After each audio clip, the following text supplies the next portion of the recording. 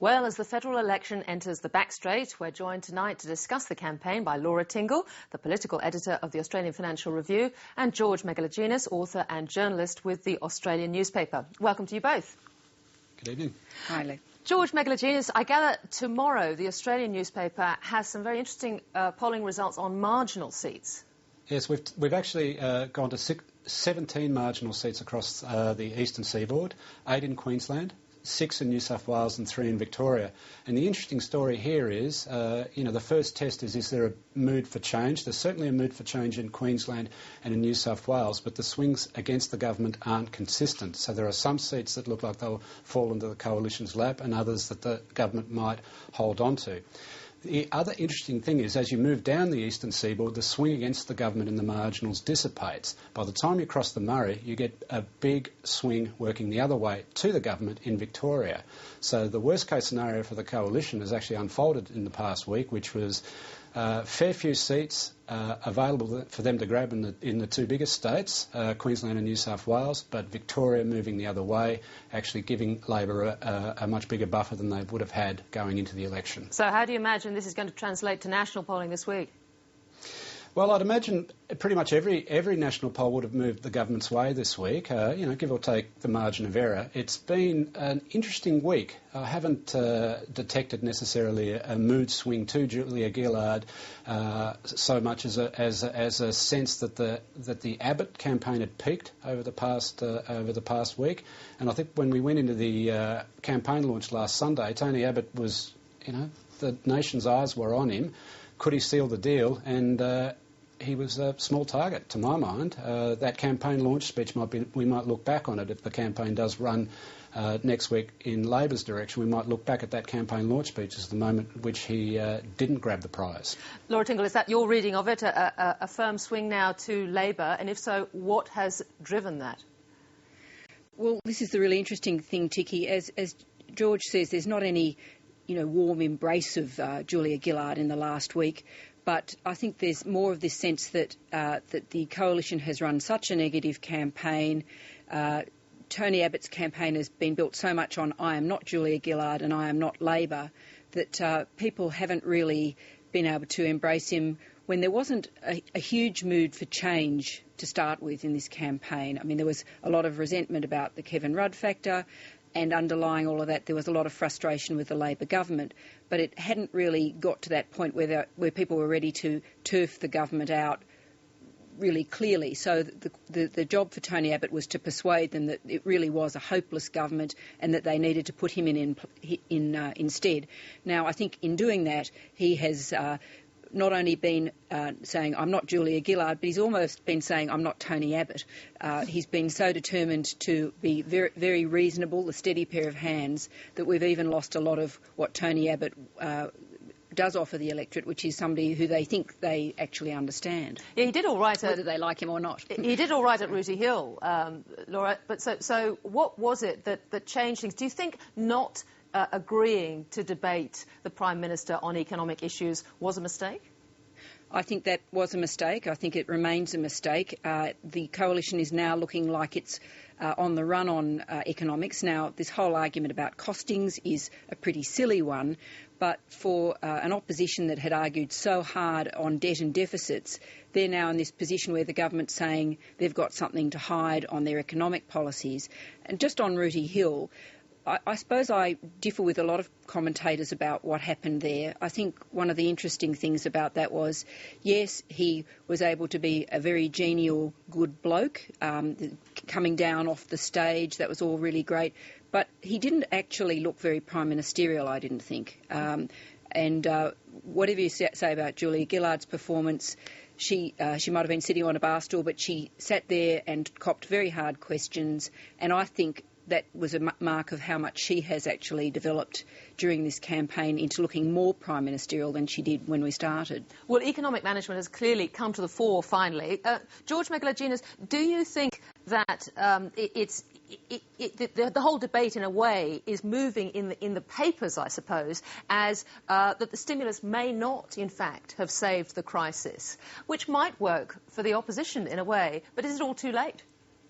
Well, this is the question of the detail of the stimulus is the argument that Labor can never win, because the examples of misspending are always going to attract attention. But Labor have a really good macro story to tell, and when you look at the big transaction, the cash splashes in December and in February, and then all this government investment which stepped in when private investment was falling off a cliff, most economists would look at it and think that this is a pretty good two-step transaction to support the economy.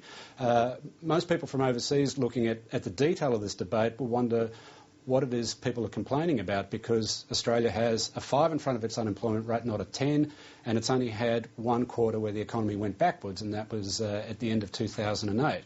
But it's on the detail that Labor really struggles, because they do look like a pretty scrappy government. They don't look like they can implement anything in particular. They look like they have 100 different things they're trying to do at once.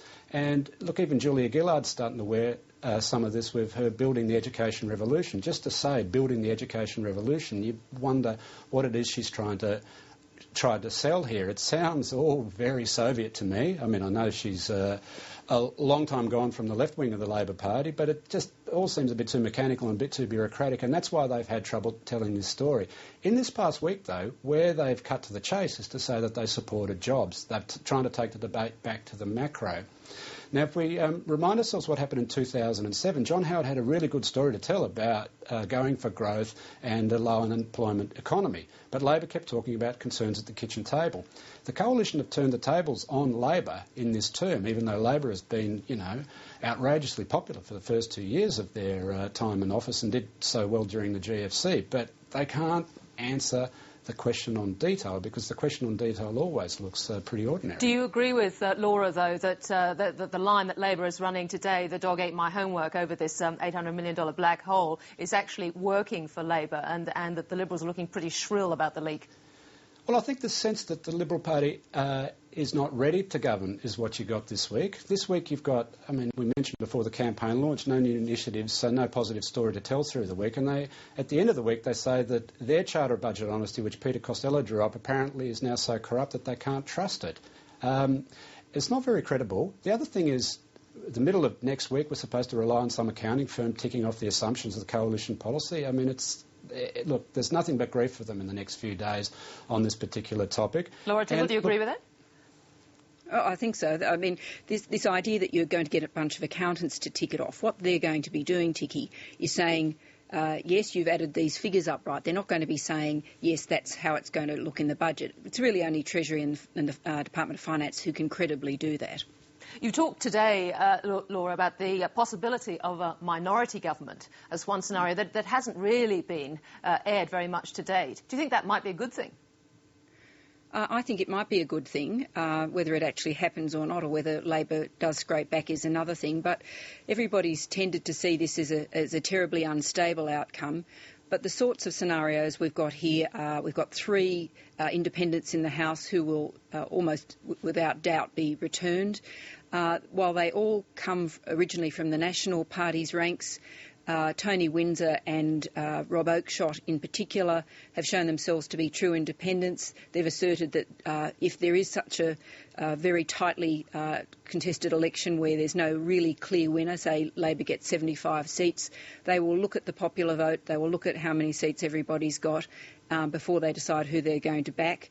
And their record in the Parliament is really one where they're saying, as the Democrats once said, we actually want a good outcome for the taxpayer and for the voters, and we will be looking to improve legislation. And I think that will help revive or restart the institutional memory of the federal parliament about negotiation and dealing in good faith, which is something that's been lost in a sort of 15 years, I suppose, of oppositionist politics from both the Coalition and the Labor Party in the Senate. Well, we're turning to the final week this week. So, George Megalogenis, do you think that the launch is likely to play in the government's favour? And what is the issue about it being so late? Is that going to work for Labor? Well, originally, when we all heard that they were going to leave it to the Monday of the final week, we thought they want to save the travel allowance, that this was really just putting the hand in the taxpayer pocket just to make sure that they could fund a lot of, fly-in, fly-out visits from ministers. Which doesn't sound terribly popular. Well, but it looks like a brilliant strategy now, doesn't it? Because if you think the first week was the misfire for the coronation, moving forward. Coalition weren't even ready for the election in the first week. Weeks 2 and weeks 3 were completely lost to all the backstabbing and the recrimination over Kevin Rudd's departure as Prime Minister.